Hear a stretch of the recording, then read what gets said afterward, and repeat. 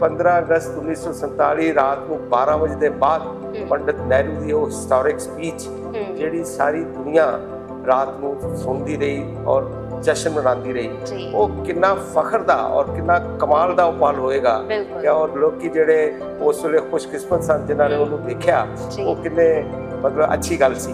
ਕਿ ਮੈਂ ਆਪਣੀ 10ਵੀਂ ਤੱਕ ਦੀ ਪੜ੍ਹਾਈ ਉੱਥੇ ਕੀਤੀ ਕਾਦੀਆਂ ਦੇ ਵਿੱਚ, ਤੇ ਮੈਂ 1958 ਦੇ ਵਿੱਚ ਮੈਟ੍ਰਿਕੂਲੇਸ਼ਨ ਪੰਜਾਬ ਯੂਨੀਵਰਸਿਟੀ ਚੋਂ ਪਾਸ ਕੀਤਾ। ਤੇ ਮੈਨੂੰ ਬੜਾ ਅੱਛਾ ਲੱਗਦਾ ਹੈ ਸ਼ੇਅਰ ਕਰਦਿਆਂ ਕਿ ਮੈਂ ਉਸ ਵੇਲੇ 3rd ਪੋਜੀਸ਼ਨ ਲਈ ਪੂਰੀ ਪੰਜਾਬ ਯੂਨੀਵਰਸਿਟੀ। ਉਹਨਾਂ ਨੇ ਇੱਕ ਪੋਸਟ ਕਾਰਡ ਲਿਖਿਆ ਮੇਰੇ ਫਾਦਰ ਨੂੰ ਕਿ ਇਹ ਬੱਚਾ ਜਿਹੜਾ ਹੈ ਇਹਨੂੰ ਸਾਡੇ ਕੋਲ ਦੇ ਦਿਓ ਤੇ ਅਸੀਂ ਇਹਦੀ ਪੜ੍ਹਾਈ ਲਿਖਾਈ ਦਾ ਖਰਚਾ, ਇਹਦੀਆਂ ਕਿਤਾਬਾਂ, ਇਹਦੀ ਹੋਸਟਲ ਦੀ ਫੀਸ ਸਭ ਕੁਝ ਮਾਫ ਕਰ ਦਿਆਂਗੇ। 20 ਰੁਪਏ ਉਹਨਾਂ ਦਿਨਾਂ 'ਚ ਬਹੁਤ ਵੱਡਾ ਅਮਾਊਂਟ ਹੁੰਦਾ ਸੀ 1958 ਦੇ ਵਿੱਚ। ਤੇ ਮੈਂ DAV ਕਾਲਜ ਅੰਮ੍ਰਿਤਸਰ ਚਲਾ ਗਿਆ। ਉੱਥੇ ਮੈਂ FSC ਕੀਤੀ, ਫੈਕਲਟੀ ਆਫ ਸਾਇੰਸਿਸ ਨੂੰ ਬੋਲਦੇ ਸੀ, ਉਹ ਮੈਂ ਕੀਤੀ ਤੇ ਮੈਂ IIT ਕਾਨਪੁਰ ਵਿੱਚ ਸਿਲੈਕਟ ਹੋ ਗਿਆ। ਮੈਂ IIT ਕਾਨਪੁਰ ਚਲਾ ਗਿਆ, ਨਾਲ ਹੀ ਨਾਲ ਮੈਂ ਧਿਆਨ ਦਿੱਤਾ ਹੋਇਆ ਸੀ IMA ਦਾ, ਇੰਡੀਅਨ ਮਿਲਟਰੀ ਅਕੈਡਮੀ ਦਾ। ਤੇ ਜਦੋਂ ਮੈਂ ਸੈਕੰਡ ਈਅਰ 'ਚ ਪੜ੍ਹਦਾ ਸੀ ਉਦੋਂ ਮੈਂ ਇੰਡੀਅਨ ਮਿਲਟਰੀ ਅਕੈਡਮੀ ਦਾ ਰਿਜ਼ਲਟ ਨਿਕਲਿਆ ਤੇ ਮੈਂ ਉਹਦੇ 'ਚ ਪਾਸ ਹੋ ਗਿਆ ਸੀ, ਜਿਨ੍ਹਾਂ ਨੇ 1991 'ਚ ਭਾਰਤ ਦੀ ਸ਼ਕਲ ਬਦਲਣ ਦਾ ਟੀਚਾ ਉਠਾਇਆ ਔਰ ਉਹਦੇ ਬਾਅਦ ਭਾਰਤ ਦੀ ਸ਼ਕਲ ਵਾਕਿਆ ਹੀ ਬਦਲ ਗਈ ਹੈ। ਸਤਿ ਸ਼੍ਰੀ ਅਕਾਲ ਜੀ, ਸਾਂਝਾ ਟੀਵੀ ਦੇਖ ਰਹੇ ਹੋ ਤੁਸੀਂ ਤੇ ਮੈਂ ਹਾਂ ਤੁਹਾਡੇ ਨਾਲ ਸ਼ਵੇਤਾ ਰਾਣਾ। ਉਮੀਦ ਕਰਦੀ ਹਾਂ ਤੁਸੀਂ ਸਭ ਠੀਕ ਠਾਕ ਹੋਵੋਗੇ। ਸੋ ਅੱਜ ਦੀ ਇਸ ਖਾਸ ਪੇਸ਼ਕਸ਼ ਗਣਤੰਤਰ ਦਿਵਸ ਤੇ ਹਰ ਵਾਰ ਦੀ ਤਰ੍ਹਾਂ ਅੱਜ ਵੀ ਤੁਹਾਡੇ ਲਈ ਇੱਕ ਖਾਸ ਪੇਸ਼ਕਸ਼ ਲੈ ਕੇ ਹਾਜ਼ਰ ਹੋਏ ਹਾਂ ਤੇ ਅੱਜ ਦੇ ਇਸ ਖਾਸ ਐਪੀਸੋਡ ਦੇ ਵਿੱਚ ਸਾਡੇ ਨਾਲ ਹੋਣਗੇ ਕਰਨੈਲ ਦਲਜੀਤ ਸਿੰਘ ਚੀਮਾ ਰਿਟਾਇਰ। ਸੋ ਜ਼ਿਆਦਾ ਵਕਤ ਨਾ ਲੈਂਦੇ ਹੋਏ ਮੈਂ ਉਹਨਾਂ ਦਾ ਸਵਾਗਤ ਕਰਨਾ ਚਾਹਾਂਗੀ। ਸਤਿ ਸ਼੍ਰੀ ਅਕਾਲ ਸਰ, ਬਹੁਤ ਬਹੁਤ Sat Sri Akal Shweta, thank you for having me. Sir ਬਹੁਤ ਚੰਗਾ ਲੱਗਦਾ ਹੈ ਜਦੋਂ ਇਦਾਂ ਦੇ ਕੁਝ ਖਾਸ ਮੌਕੇ ਉੱਤੇ ਇਹੋ ਜਿਹੀਆਂ ਕੁਝ ਖਾਸ ਸ਼ਖਸੀਅਤਾਂ ਦੇ ਨਾਲ ਗੱਲਬਾਤ ਹੁੰਦੀ ਹੈ ਤੇ ਅਸੀਂ ਮਤਲਬ ਬੜਾ ਮਾਣ ਮਹਿਸੂਸ ਕਰਦੇ ਹਾਂ ਕਿ ਅੱਜ ਵੀ ਸਾਡੇ ਦੇਸ਼ ਦੇ ਵਿੱਚ ਅਜਿਹੀ ਖਾਸ ਸ਼ਖਸੀਅਤਾਂ ਨੇ ਜਿਨ੍ਹਾਂ ਨੇ ਉਹ ਟਾਈਮ ਵੇਖਿਆ ਹੈ, ਹਨਾ। ਬੜਾ ਮਾਣ ਮਹਿਸੂਸ ਹੁੰਦਾ ਹੈ ਕਿ ਕਿੰਨਾ ਤੁਸੀਂ ਯੋਗਦਾਨ ਜਿਹੜਾ ਹੈ ਉਹ ਦੇਸ਼ ਵਾਸਤੇ ਦਿੱਤਾ ਹੈ। ਪਹਿਲਾਂ ਤਾਂ ਸਾਰੇ ਵਿਊਅਰਸ ਨੂੰ ਮੇਰੇ ਵੱਲੋਂ ਜੈ ਹਿੰਦ, ਸਤਿ ਸ਼੍ਰੀ ਅਕਾਲ, ਨਮਸਕਾਰ, अस्सलाम वालेकुम। मेरा ख्याल है कि ਜਿਹੜਾ ਸਾਡਾ 15 ਅਗਸਤ ਦਾ ਇੰਨਾ ਪਵਿੱਤਰ ਤੇ ਇੰਨਾ ਮਹਾਨ ਦਿਹਾੜਾ ਹੈ, ਉਹਦੇ ਉੱਤੇ ਨੈਸ਼ਨਲ ਇੰਟੀਗ੍ਰੇਸ਼ਨ ਦੀ ਗੱਲ ਕਰਨਾ, ਦੇਸ਼ ਦੀ ਏਕਤਾ, ਦੇਸ਼ ਦੇ ਪਿਆਰ ਦੀ ਗੱਲ ਕਰਨਾ ਔਰ ਦੇਸ਼ ਦੇ ਵਿੱਚ ਫਖਰ ਮਹਿਸੂਸ ਕਰਨ ਦੀ ਗੱਲ ਕਰਨਾ, ਮੇਰਾ ਖਿਆਲ ਹੈ ਉਹ ਸਭ ਤੋਂ ਜ਼ਿਆਦਾ ਜ਼ਰੂਰੀ ਚੀਜ਼ ਹੈ ਜੀ। ਸ਼ਵੇਤਾ, ਮੈਨੂੰ ਅੱਜ ਉਹ ਚੀਜ਼ ਯਾਦ ਆ ਰਹੀ ਹੈ ਜਿਹੜੀ ਪੰਡਿਤ ਨਹਿਰੂ ਨੇ ਰਾਤ ਨੂੰ 12 ਵਜੇ ਤੋਂ ਤੇ 15 ਅਗਸਤ 1947 ਨੂੰ ਉਹਨਾਂ ਨੇ ਬੋਲਿਆ ਸੀ ਜੀ। ਉਹਨਾਂ ਦੇ ਵਰਡਸ ਹਨ, at the stroke of midnight hour when the world sleeps India awakes to freedom and life. ਔਰ ਸਾਰੀ ਦੁਨੀਆ ਸੁੱਤੀ ਪਈ ਸੀ ਜੀ ਤੇ 15 ਅਗਸਤ 1947 ਰਾਤ ਨੂੰ 12 ਵਜੇ ਦੇ ਬਾਅਦ ਪੰਡਿਤ ਨਹਿਰੂ ਦੀ ਉਹ ਹਿਸਟੋਰਿਕ ਸਪੀਚ ਜਿਹੜੀ ਸਾਰੀ ਦੁਨੀਆ ਰਾਤ ਨੂੰ ਸੁਣਦੀ ਰਹੀ ਔਰ ਜਸ਼ਨ ਮਨਾਉਂਦੀ ਰਹੀ, ਉਹ ਕਿੰਨਾ ਫਖਰ ਦਾ ਔਰ ਕਿੰਨਾ ਕਮਾਲ ਦਾ ਪਲ ਹੋਏਗਾ ਕਿ ਔਰ ਲੋਕੀ ਜਿਹੜੇ ਉਸ ਵੇਲੇ ਖੁਸ਼ਕਿਸਮਤ ਸਨ ਜਿਨ੍ਹਾਂ ਨੇ ਉਹਨੂੰ ਦੇਖਿਆ, ਉਹ ਕਿੰਨੇ ਮਤਲਬ ਅੱਛੀ ਗੱਲ ਸੀ। ਤੇ ਸਾਨੂੰ ਬੜਾ ਫਖਰ ਹੈ ਕਿ ਅਸੀਂ ਇੱਕ ਇੰਡੀਪੈਂਡੈਂਟ ਕੰਟਰੀ ਬਣੇ ਔਰ 76 ਸਾਲ ਇਸ ਚੀਜ਼ ਨੂੰ ਹੋਣ ਵਾਲੇ ਨੇ ਔਰ ਬੜੀ ਖੁਸ਼ੀ ਦੀ ਗੱਲ ਹੈ। और thank you for having me on this occasion. Thank you so much sir, thank you so much. So sir पहले तो मैं ਤੁਹਾਡੇ ਬਾਰੇ ਜਾਨਣਾ ਚਾਹਾਂਗੀ ਕਿ ਕਿਸ ਤਰ੍ਹਾਂ ਦੇ ਨਾਲ ਤੁਸੀਂ ਇਸ ਫੀਲਡ ਦੇ ਵਿੱਚ ਆਏ, ਕਿਵੇਂ ਤੁਹਾਨੂੰ ਦੇਸ਼ ਦੀ ਸੇਵਾ ਕਰਨ ਦਾ ਮੌਕਾ ਮਿਲਿਆ, ਕਿਉਂਕਿ ਤੁਸੀਂ ਬਹੁਤ ਵੱਡਾ ਯੋਗਦਾਨ ਜਿਹੜਾ ਦੇਸ਼ ਦੀ ਸੇਵਾ ਦੇ ਵਿੱਚ ਪਾਇਆ ਹੈ। ਕੋਈ ਸ਼ੱਕ ਨਹੀਂ ਕਿ ਹਰ ਫੌਜੀ ਦਾ ਜਿਹੜਾ ਕਿਸੇ ਵੀ ਰੈਂਕ ਦੇ ਵਿੱਚ ਸਿਪਾਹੀ ਹੋਏ ਜਾਂ ਜਨਰਲ ਹੋਏ ਜਾਂ ਫੀਲਡ ਮਾਰਸ਼ਲ ਹੋਏ, ਕਿਸੇ ਵੀ ਰੈਂਕ ਵਿੱਚ ਜਿਹਦਾ ਇਹ ਸੁਭਾਗਿਆ ਹੋਇਆ ਵੀ ਉਹਨੂੰ ਮੌਕਾ ਮਿਲਿਆ ਕਿ ਉਹ ਦੇਸ਼ ਦੀ ਸੇਵਾ ਕਰ ਸਕਿਆ, ਮੇਰਾ ਖਿਆਲ ਹੈ ਇਹ ਬੜੀ ਖੁਸ਼ਕਿਸਮਤੀ ਦੀ ਗੱਲ ਹੈ। ਮੈਂ ਪਾਕਿਸਤਾਨ 'ਚ ਪੈਦਾ ਹੋਇਆ ਸੀ। ਪਾਕਿਸਤਾਨ 'ਚ ਮੇਰੇ ਪਿੰਡ ਦਾ ਨਾਂ ਹੀ ਐਕਚੁਅਲੀ ਆਦਮਕੇ ਚੀਮਾ ਸੀ, ਸਿਆਲਕੋਟ ਡਿਸਟ੍ਰਿਕਟ ਦੇ ਵਿੱਚ। ਤੇ ਉੱਥੋਂ ਅਸੀਂ ਇੱਧਰ ਆ ਕੇ ਜਦੋਂ ਪਾਰਟੀਸ਼ਨ ਹੋਈ ਤੇ ਤੁਹਾਨੂੰ ਪਤਾ ਹੈ ਕਿ ਪਾਰਟੀਸ਼ਨ ਦੇ ਕਿੰਨੇ ਮਾੜੇ ਹਾਲਾਤ ਸਨ ਤੇ ਕਿੰਨੇ ਹਾਲਾਤਾਂ ਦੇ ਵਿੱਚ ਅਸੀਂ ਸਾਰੇ ਲੋਕ ਆਏ।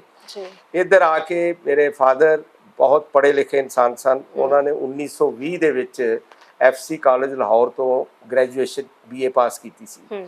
ਉਹ ਇੱਥੇ ਆ ਕੇ ਕਾਦੀਆਂ ਇੱਕ ਜਗ੍ਹਾ ਹੈ ਡਿਸਟ੍ਰਿਕਟ ਗੁਰਦਾਸਪੁਰ ਦੇ ਵਿੱਚ, ਜਿਹੜੇ ਅਹਿਮਦੀਆ ਕਰਕੇ ਮਸ਼ਹੂਰ ਹੈ, ਅਹਿਮਦੀਆ ਦਾ ਹੈੱਡਕੁਆਟਰ ਉੱਥੇ ਹੈ, ਤੇ ਅਸੀਂ ਉੱਥੇ ਸੈਟਲ ਹੋ ਗਏ। ਤੇ ਮੇਰੇ ਫਾਦਰ ਇੱਕ ਹਾਇਰ ਸੈਕੰਡਰੀ ਸਕੂਲ ਦੇ ਉੱਥੇ ਪ੍ਰਿੰਸੀਪਲ ਬਣ ਗਏ। ਤੇ ਮੈਂ ਆਪਣੀ 10ਵੀਂ ਤੱਕ ਦੀ ਪੜ੍ਹਾਈ ਉੱਥੇ ਕੀਤੀ ਕਾਦੀਆਂ ਦੇ ਵਿੱਚ ਜੀ ਤੇ ਮੈਂ 1958 ਦੇ ਵਿੱਚ ਮੈਟ੍ਰਿਕੂਲੇਸ਼ਨ ਪੰਜਾਬ ਯੂਨੀਵਰਸਿਟੀ ਚੋਂ ਪਾਸ ਕੀਤਾ ਤੇ ਮੈਨੂੰ ਬੜਾ ਅੱਛਾ ਲੱਗਦਾ ਹੈ ਸ਼ੇਅਰ ਕਰਦਿਆਂ ਕਿ ਮੈਂ ਉਸ ਵੇਲੇ 3rd ਪੋਜੀਸ਼ਨ ਲਈ ਪੂਰੀ ਪੰਜਾਬ ਯੂਨੀਵਰਸਿਟੀ 'ਚ ਤੇ ਡੀਏਵੀ ਕਾਲਜ ਅੰਮ੍ਰਿਤਸਰ ਦੇ ਇੱਕ ਪ੍ਰਿੰਸੀਪਲ ਹੁੰਦੇ ਸਨ, ਬਹੁਤ ਮਹਾਨ ਪ੍ਰਿੰਸੀਪਲ BS ਬਹਿਲ। ਉਹਨਾਂ ਨੇ ਇੱਕ ਪੋਸਟ ਕਾਰਡ ਲਿਖਿਆ ਮੇਰੇ ਫਾਦਰ ਨੂੰ ਕਿ ਇਹ ਬੱਚਾ ਜਿਹੜਾ ਹੈ ਇਹਨੂੰ ਸਾਡੇ ਕੋਲ ਦੇ ਦਿਓ ਤੇ ਅਸੀਂ ਇਹਦੀ ਪੜ੍ਹਾਈ ਲਿਖਾਈ ਦਾ ਖਰਚਾ, ਇਹਦੀਆਂ ਕਿਤਾਬਾਂ, ਇਹਦੀ ਹੋਸਟਲ ਦੀ ਫੀਸ ਸਭ ਕੁਝ ਮਾਫ ਕਰ ਦਿਆਂਗੇ ਜੀ। ਪੰਜਾਬ ਯੂਨੀਵਰਸਿਟੀ ਵੱਲੋਂ ਮੈਨੂੰ ਸਕਾਲਰਸ਼ਿਪ ਮਿਲਦਾ ਸੀ 30 ਰੁਪਏ ਤੇ 30 ਰੁਪਏ ਉਹਨਾਂ ਦਿਨਾਂ 'ਚ ਬਹੁਤ ਵੱਡਾ ਅਮਾਉਂਟ ਹੁੰਦਾ ਸੀ 1958 ਦੇ ਵਿੱਚ। ਤੇ ਮੈਂ ਡੀਏਵੀ ਕਾਲਜ ਅੰਮ੍ਰਿਤਸਰ ਚਲਾ ਗਿਆ। ਉੱਥੇ ਮੈਂ FSC ਕੀਤੀ, ਫੈਕਲਟੀ ਆਫ ਸਾਇੰਸ ਅਸੀਂ ਉਹ ਬੋਲਦੇ ਸੀ, ਉਹ ਮੈਂ ਕੀਤੀ ਤੇ ਮੈਂ IIT ਕਾਨਪੁਰ ਵਿੱਚ ਸਿਲੈਕਟ ਹੋ ਗਿਆ। ਮੈਂ IIT ਕਾਨਪੁਰ ਚਲਾ ਗਿਆ, ਨਾਲ ਹੀ ਨਾਲ ਮੈਂ ਧਿਆਨ ਦਿੱਤਾ ਹੋਇਆ ਸੀ IMA ਦਾ, ਇੰਡੀਅਨ ਮਿਲਟਰੀ ਅਕੈਡਮੀ ਦਾ।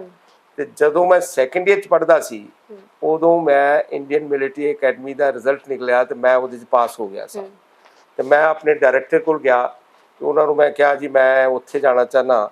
ਤੇ ਡਾਕਟਰ ਕੇਲਕਰ ਸਨ, ਮੈਨੂੰ ਯਾਦ ਹੈ, ਉਹ ਬੜੇ ਨਾਰਾਜ਼ ਹੋਏ ਕਿ IIT ਛੱਡ ਕੇ ਤੂੰ ਫੌਜ ਵਿੱਚ ਜਾਣਾ ਚਾਹੁੰਦਾ। ਮੈਂ ਕਿਹਾ ਯੈਸ ਸਰ ਮੈਂ ਜਾਣਾ ਚਾਹੁੰਦਾ। ਫਿਰ ਮੈਂ IMA ਦੇਹਰਾਦੂਨ ਆ ਗਿਆ।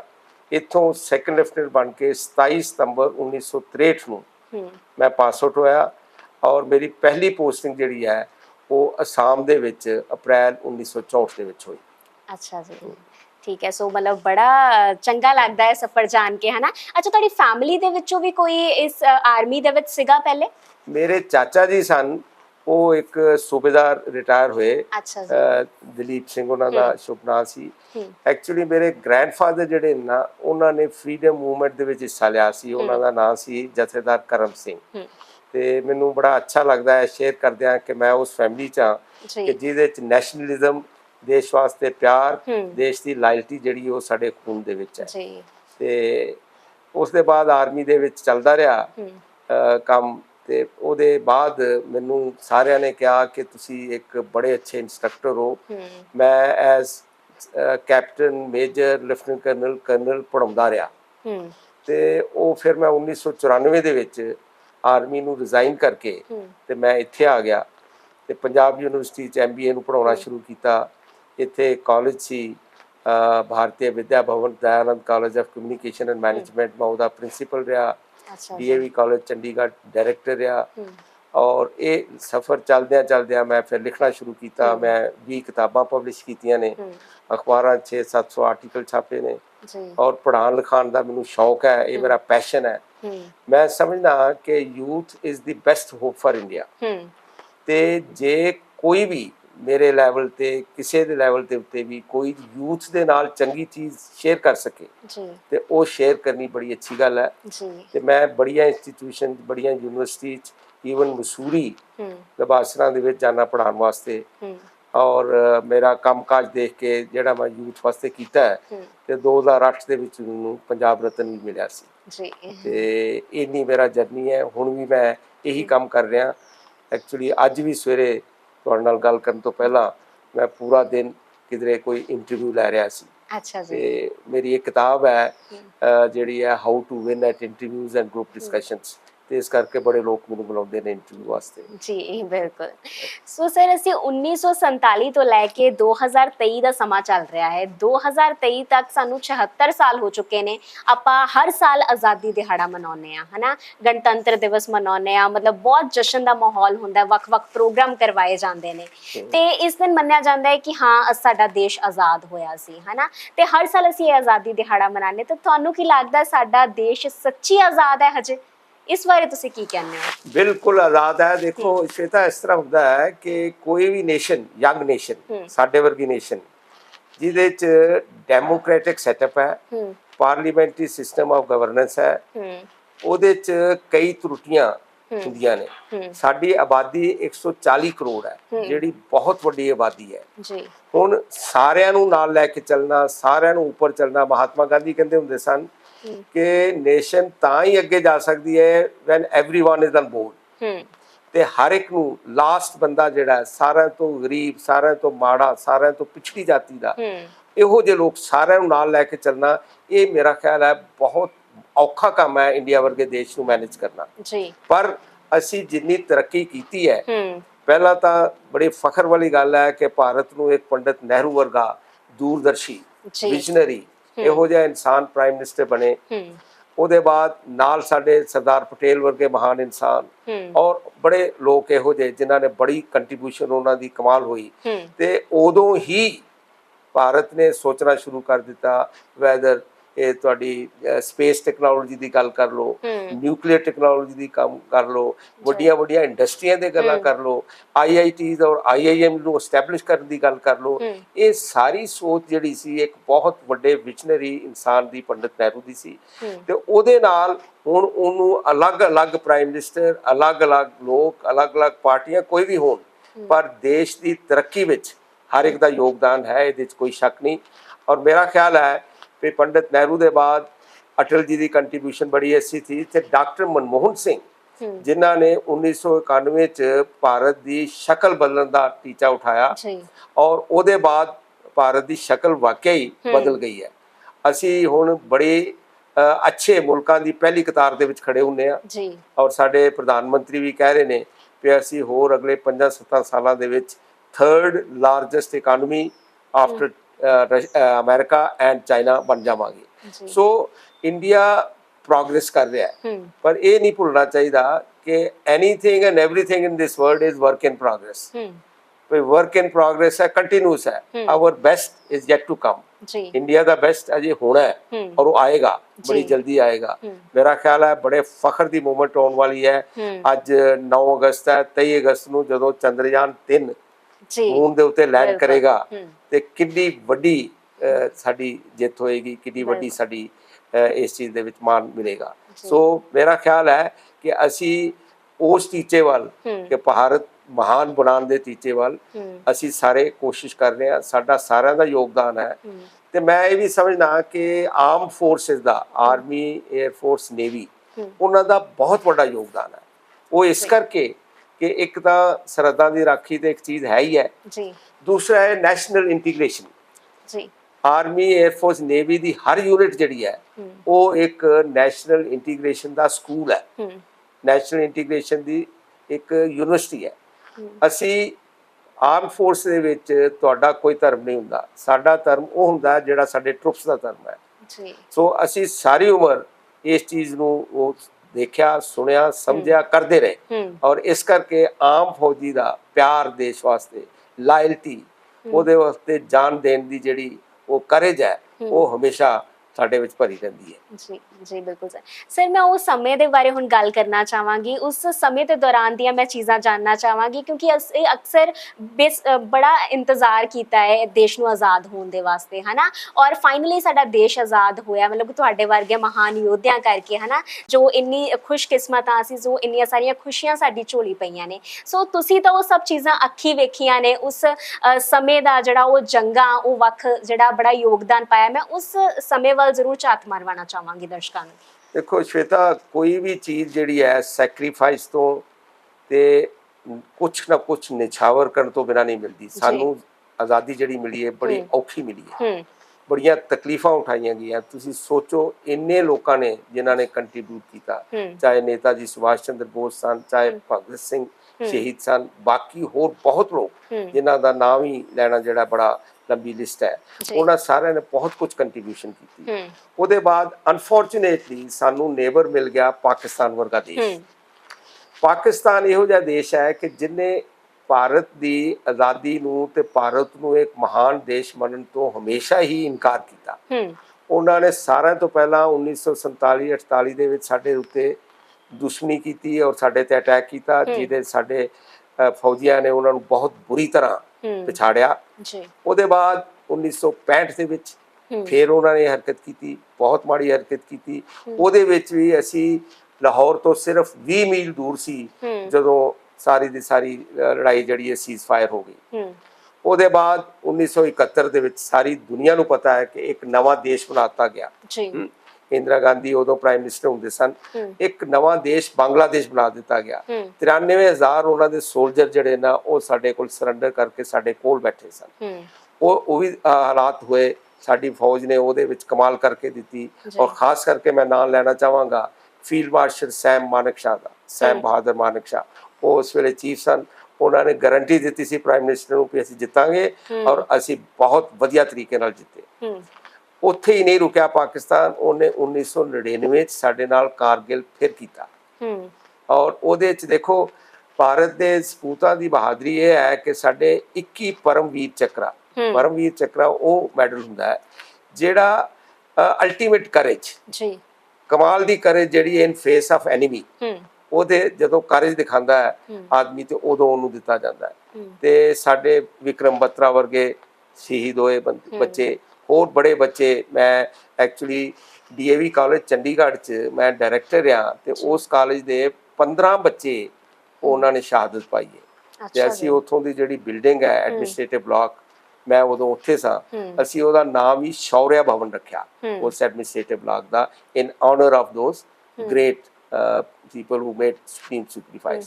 ਸੋ ਮੇਰਾ ਮਤਲਬ ਹੈ ਕਿ ਭਾਰਤ ਦੀ ਆਜ਼ਾਦੀ ਦੇ ਵਿੱਚ ਸਾਰਿਆਂ ਦੀ ਬੜੀ ਕੰਟਰੀਬਿਊਸ਼ਨ ਹੈ। ਸਾਇੰਟਿਸਟ ਇਹ ਟੈਕਨੋਲੋਜੀ ਵਿੱਚ ਕਮਾਲ ਕਰ ਰਿਹਾ ਸੀ, ਸਾਫਟਵੇਅਰ ਦੀ ਸਾਡੀ ਜਿਹੜੀ ਐਕਸਪੋਰਟ ਹੈ ਉਹ ਇੰਨੀ ਜ਼ਿਆਦਾ ਹੈ। ਅਸੀਂ ਹੁਣ ਆਤਮ ਨਿਰਭਰ ਭਾਰਤ ਬਣਨ ਦੇ ਵੱਲ ਆਪਣੇ ਵੈਪਨ ਸਿਸਟਮ, ਆਪਣੀਆਂ ਚੀਜ਼ਾਂ, ਆਪਣੇ ਹਥਿਆਰ ਆਪ ਹੀ ਇੱਥੇ ਬਣਾਉਣ ਦੀ ਕੋਸ਼ਿਸ਼ ਕਰ ਰਹੇ ਹਾਂ।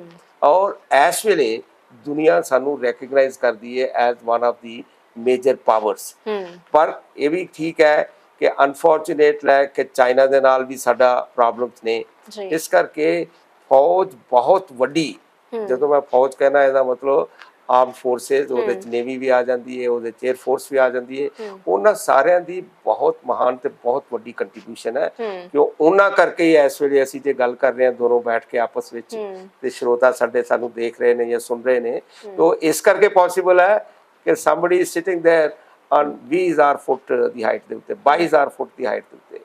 ਸ਼ਵੇਤਾ, ਮੈਂ 1986 ਤੋਂ ਲੈ ਕੇ 1988 ਤੱਕ ਲੇਹ ਦੇ ਵਿੱਚ ਬਟਾਲੀਅਨ ਕਮਾਂਡ ਕੀਤੀ ਹੈ। ਮੈਂ ਸਿਆਚਨ ਚ ਰਿਹਾ, ਤੇ ਮੈਨੂੰ ਇਹ ਪਤਾ ਹੈ ਕਿ ਉੱਥੇ -40 ਜਾਂ -50 ਡਿਗਰੀ ਜਦੋਂ ਟੈਂਪਰੇਚਰ ਚਲਾ ਜਾਂਦਾ ਹੈ, ਤਾਂ ਉਦੋਂ ਉੱਥੇ ਜ਼ਿੰਦਾ ਰਹਿਣਾ ਵੀ ਇੱਕ ਬਹੁਤ ਵੱਡਾ ਬਹਾਦਰੀ ਦਾ ਕੰਮ ਹੁੰਦਾ ਹੈ। ਸੋ ਇਸ ਵੇਲੇ ਜਿਹੜੇ ਉਹ ਸਾਰੇ ਬੈਠੇ ਹੋਏ ਨੇ ਜਵਾਨ ਸਾਡੇ, ਅਸੀਂ ਉਹਨਾਂ ਕਰਕੇ ਹੀ ਇਸ ਵੇਲੇ ਆਰਾਮ ਨਾਲ ਚੈਨ ਨਾਲ ਬੈਠ ਕੇ ਗੱਲਬਾਤ ਕਰ ਰਹੇ ਹਾਂ। ਤੇ ਮੇਰਾ ਖਿਆਲ ਹੈ ਹਰ ਭਾਰਤੀ ਨੂੰ, ਹਰ ਹਿੰਦੁਸਤਾਨੀ ਨੂੰ ਫਖਰ ਹੋਣਾ ਚਾਹੀਦਾ ਉਹਨਾਂ ਦੇ ਉੱਤੇ, ਉਹਨਾਂ ਦੀ ਕੰਟਰੀਬਿਊਸ਼ਨ ਦੇ ਉੱਤੇ, ਉਹਨਾਂ ਦੀ ਗੈਲੈਂਟਰੀ, ਉਹਨਾਂ ਦੇ ਵੈਲਰ, ਉਹਨਾਂ ਦੀ ਸਪਲੈਂਡਡ ਵਿਕਟਰੀਜ਼ ਜਿਹੜੀਆਂ ਉਹਨਾਂ ਜਿੱਤਾਂ ਪ੍ਰਾਪਤ ਕੀਤੀਆਂ ਆਪਣਾ ਖੂਨ ਦੇ ਕੇ, ਉਹਨਾਂ ਸਾਰਿਆਂ ਦੇ ਉੱਤੇ ਸਾਨੂੰ ਸਾਰਿਆਂ ਨੂੰ ਫਖਰ ਹੋਣਾ ਚਾਹੀਦਾ। ਬਿਲਕੁਲ ਬਿਲਕੁਲ ਸਰ, ਤਾਂ ਹੀ ਬਹੁਤ ਚੰਗਾ ਲੱਗਦਾ ਜਦੋਂ ਇਹੋ ਜਿਹੇ ਕੁਝ ਖਾਸ ਓਕੇਜ਼ਨਸ ਆਉਂਦੇ ਨੇ, ਸਾਨੂੰ ਗੱਲਬਾਤ ਕਰਨ ਦਾ ਮੌਕਾ ਮਿਲਦਾ, ਆਪਣੇ ਪਿਛੋਕੜ ਜਾਣਨ ਦਾ ਮੌਕਾ ਮਿਲਦਾ, ਦਰਸ਼ਕਾਂ ਨੂੰ ਰੂਬਰੂ ਕਰਵਾਉਣ ਦਾ ਮੌਕਾ ਮਿਲਦਾ, ਤਾਂ ਬਹੁਤ ਜ਼ਿਆਦਾ ਫਖਰ ਮਹਿਸੂਸ ਹੁੰਦਾ ਹੈ।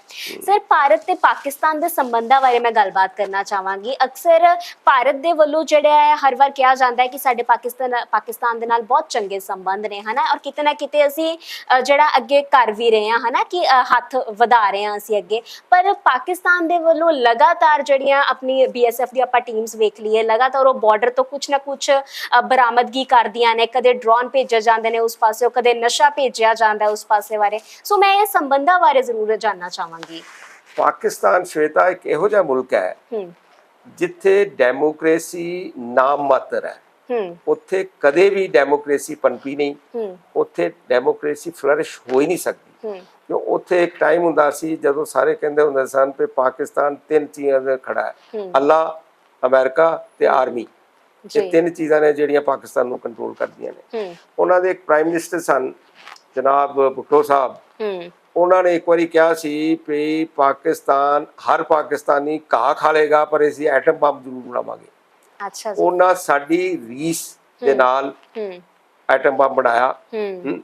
ਔਰ ਇਹ ਵੀ ਠੀਕ ਗੱਲ ਹੈ ਕਿ ਅੱਜ ਉਹ ਘਾਹ ਖਾਣ ਦੀ ਨੌਬਤ ਉੱਤੇ ਆ ਹੀ ਗਏ ਨੇ, ਹੈਨਾ। ਪਰ ਉਹਨਾਂ ਨੂੰ ਇਹ ਸਮਝ ਨਹੀਂ ਲੱਗ ਰਹੀ ਕਿ ਇੰਡੀਆ ਦੇ ਨਾਲ ਸ਼ਾਂਤੀ ਜਿਹੜੀ ਹੈ ਉਹ ਬਹੁਤ ਜ਼ਰੂਰੀ ਹੈ, ਉਹਨਾਂ ਵਾਸਤੇ ਵੀ, ਸਾਡੇ ਵਾਸਤੇ, ਔਰ ਸਾਰੇ ਸਬ ਕੰਟੀਨੈਂਟ ਵਾਸਤੇ। ਭਾਰਤ ਦੀ ਕਦੇ ਵੀ ਨੀਤੀ ਇਹੋ ਜਿਹੀ ਨਹੀਂ ਰਹੀ ਕਿ ਕਿਸੇ ਦੇ ਉੱਤੇ ਅਟੈਕ ਕੀਤਾ ਜਾਏ ਬਿਨਾਂ ਵਜ੍ਹਾ। ਸਾਡੀ ਮਜਬੂਰੀ ਹੋ ਜਾਂਦੀ ਹੈ ਕਿ ਜਦੋਂ ਪਾਕਿਸਤਾਨ ਵਰਗਾ ਦੇਸ਼ ਜਾਂ ਨਾਲ ਉਹਦੇ ਚਾਈਨਾ ਮਿਲ ਕੇ ਦੋਨੋਂ ਪਾਸੋਂ ਸਾਡੇ ਉੱਤੇ ਅਟੈਕ ਕਰਦੇ ਨੇ, ਤੇ ਉਹਦੇ ਬਾਵਜੂਦ ਉਹਨਾਂ ਨੂੰ ਵੀ ਸੰਭਾਲਣਾ ਤੇ ਤਰੱਕੀ ਵੀ ਕਰਨੀ, ਹੈ ਨਾ। ਇਹ ਸਾਰੀਆਂ ਚੀਜ਼ਾਂ ਜਿਹੜੀਆਂ ਨਾ ਉਹ ਇੰਡੀਆ ਕਰ ਰਿਹਾ ਹੈ। ਪਾਕਿਸਤਾਨ ਦੇ ਨਾਲ ਅੱਛੇ ਰਿਲੇਸ਼ਨ ਹੋਣਾ ਦੋਨਾਂ ਦੇਸ਼ਾਂ ਦੀ ਵਾਸਤੇ ਬਹੁਤ ਜ਼ਰੂਰੀ ਹੈ। ਦੇਖੋ ਸਾਰਾ ਵੱਡਾ ਦੁਸ਼ਮਣ ਸਾਡਾ ਵੀ ਤੇ ਉਹਨਾਂ ਦਾ ਬਹੁਤ ਜ਼ਿਆਦਾ ਉਹ ਗਰੀਬੀ ਹੈ। ਗਰੀਬੀ ਨੂੰ ਮਾਰਨਾ, ਗਰੀਬੀ ਨਾਲ ਲੜਾਈ ਕਰਨੀ, ਗਰੀਬੀ ਨੂੰ ਭਜਾਉਣਾ, ਉਹ ਤੇ ਮੇਰਾ ਖਿਆਲ ਸੈਂਸ ਬਣਦੀ ਹੈ। ਪਰ ਪਾਕਿਸਤਾਨ ਦਾ ਟੀਚਾ ਹੀ ਇੱਕ ਹੈ ਕਿ ਬਲੀਡ ਇੰਡੀਆ ਟੂ ਡੈਥ। ਉਹ ਪ੍ਰੌਕਸੀ ਵਾਰ ਦੇ ਨਾਲ ਝੂਠੀਆਂ ਗੱਲਾਂ ਕਰਕੇ ਹਰ ਟਾਈਮ ਦੇ ਉੱਤੇ ਕੁਛ ਨਾ ਕੁਛ ਕਸ਼ਮੀਰ ਦਾ ਰੋਣਾ ਬੋਲ ਬੋਲ ਕੇ ਉਹ ਕੁਛ ਨਾ ਕੁਛ ਕਰਦੇ ਰਹਿੰਦੇ ਨੇ ਪੂਰੀ ਦੁਨੀਆ ਦੇ ਵਿੱਚ, UNO 'ਚ ਕੁਛ।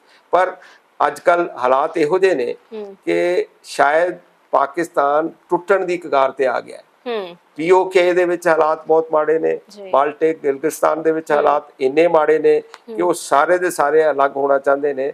ਹੋ ਸਕਦਾ ਹੈ ਕਿ ਅਗਲੇ ਕੁਝ ਸਾਲਾਂ ਦੇ ਵਿੱਚ ਮੇਰੇ ਵਰਗੇ ਇਨਸਾਨ ਦੇ ਵੀ ਜੂੰਦਿਆਂ ਜੂੰਦਿਆਂ ਮੇਰੀ ਉਮਰ ਦੇ ਵਿੱਚ ਹੀ ਲੱਗਦਾ ਹੈ ਕਿ ਪਾਕਿਸਤਾਨ ਸ਼ਾਇਦ ਆਪਣਾ 5ਵਾਂ ਹਿੱਸਾ ਹੀ ਰਹਿ ਜਾਏ, ਸਿਰਫ ਪੰਜਾਬ ਹੀ ਰਹਿ ਜਾਏ ਪਾਕਿਸਤਾਨ ਦੇ ਕੋਲ, ਔਰ ਪੰਜਾਬ ਦੇ ਇਹਦੇ ਕੋਲ ਹੋਰ ਕੁਝ ਵੀ ਨਾ ਹੋਏ। ਸੋ ਪਾਕਿਸਤਾਨ ਸੈਲਫ ਡਿਸਟਰਕਸ਼ਨ, ਇਹਨੂੰ ਕਹਿੰਦਾ ਸੈਲਫ ਡਿਸਟਰਕਸ਼ਨ ਮੋਡ, ਆਪਣੇ ਆਪ ਨੂੰ ਤਬਾਹ ਕਰਨ ਦੇ ਉੱਤੇ ਤੁਲਿਆ ਹੋਇਆ ਹੈ।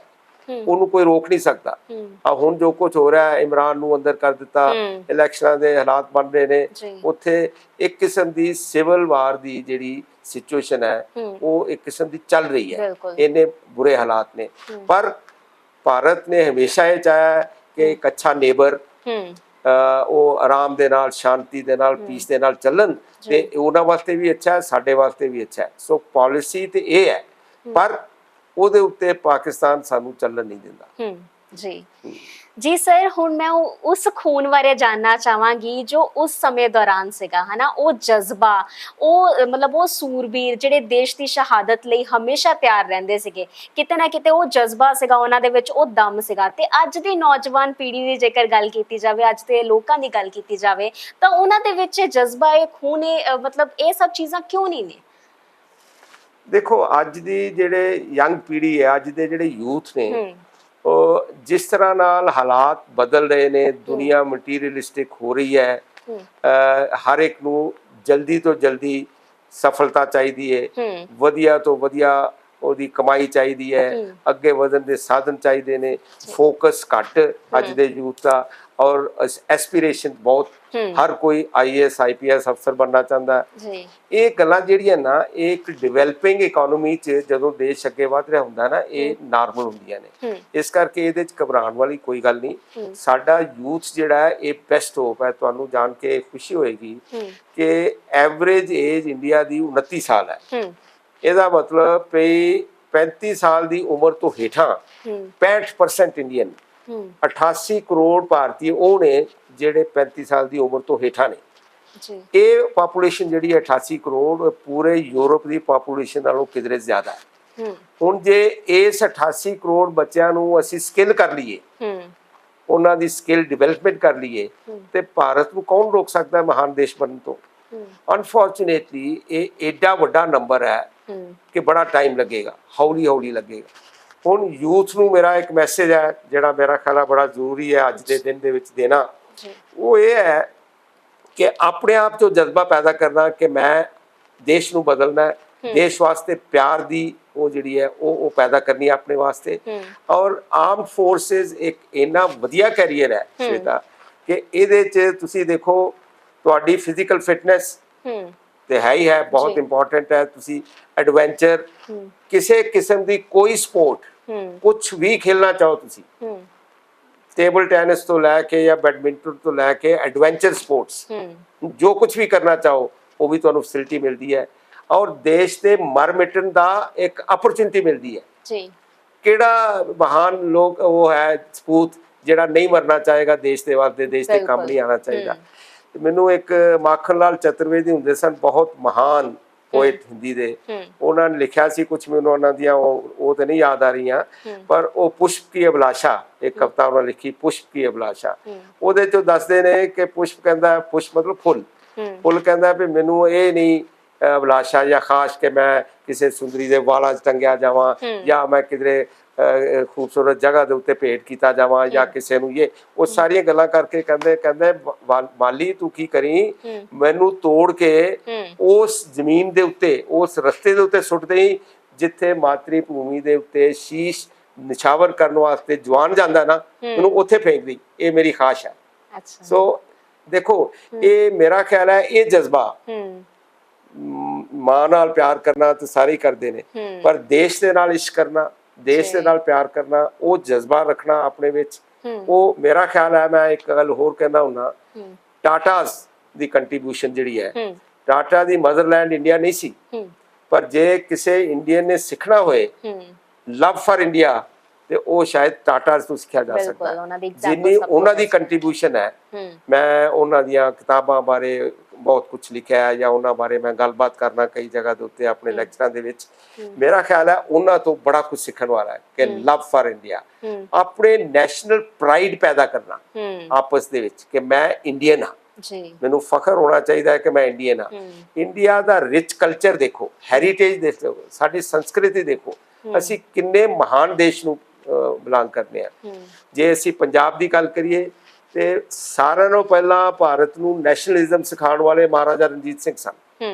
ਮਹਾਰਾਜਾ ਰਣਜੀਤ ਸਿੰਘ ਨੇ ਪਹਿਲੀ ਵਾਰੀ ਸਾਰੇ ਰਜਵਾੜਿਆਂ ਨੂੰ ਤੇ ਛੋਟੇ ਮੋਟੇ ਜਿਹੜੇ ਸਨ ਉਹਨਾਂ ਸਾਰਿਆਂ ਨੂੰ ਇਕੱਠੇ ਕਰਕੇ ਕਿਹਾ ਵੀ ਤਗੜੇ ਹੋ ਜਾਓ, ਅਸੀਂ ਅੰਗਰੇਜ਼ਾਂ ਦੇ ਖਿਲਾਫ ਖੜੇ ਹੋ ਕੇ ਉਹਨਾਂ ਨੂੰ ਅੰਦਰ ਨਹੀਂ ਆਉਣ ਦੇਣਾ। ਮੁਗਲਾਂ ਨੂੰ ਭਜਾਇਆ, ਅਫਗਾਨਿਸਤਾਨੀਆਂ ਨੂੰ ਭਜਾਇਆ ਔਰ ਅੰਗਰੇਜ਼ਾਂ ਦੇ ਨਾਲ ਲੋਹਾ ਲਿਆ।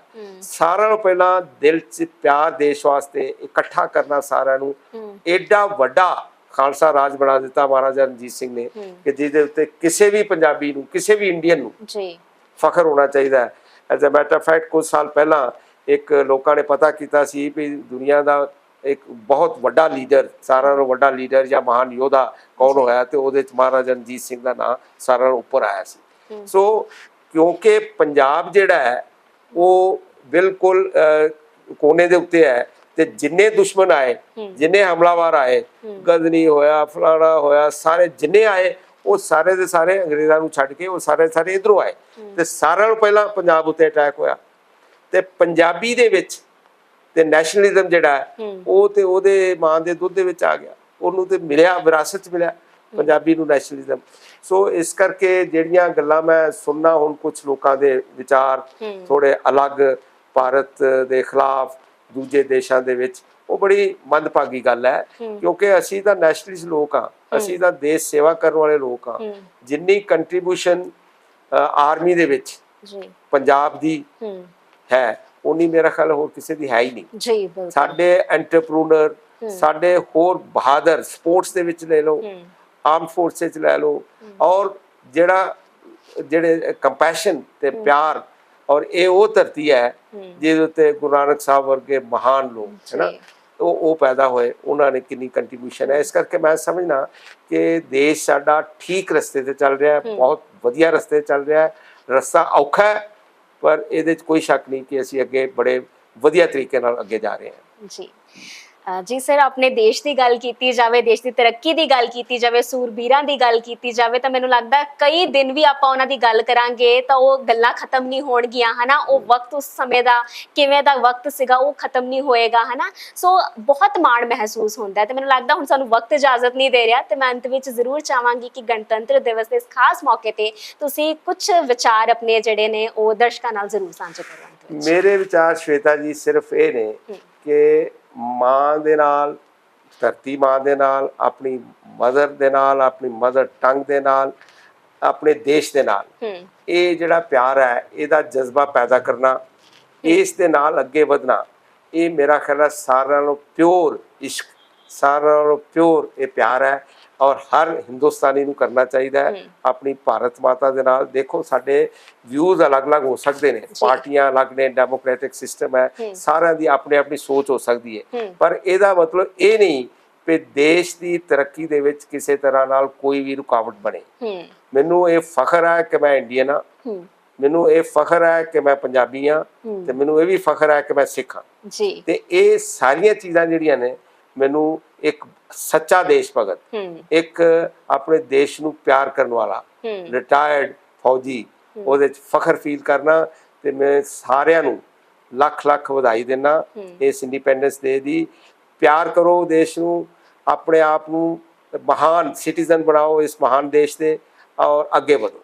ਇਹ ਮੇਰਾ ਸੰਦੇਸ਼ ਹੈ। ਬਿਲਕੁਲ sir, thank you so much, ਬਹੁਤ ਚੰਗਾ ਲੱਗਾ ਸਾਨੂੰ। Thank you Shweta, thank you for having me. Sat Sri Akal और नमस्कार और अस्सलाम वालेकुम टू एवरीवन। Thank you.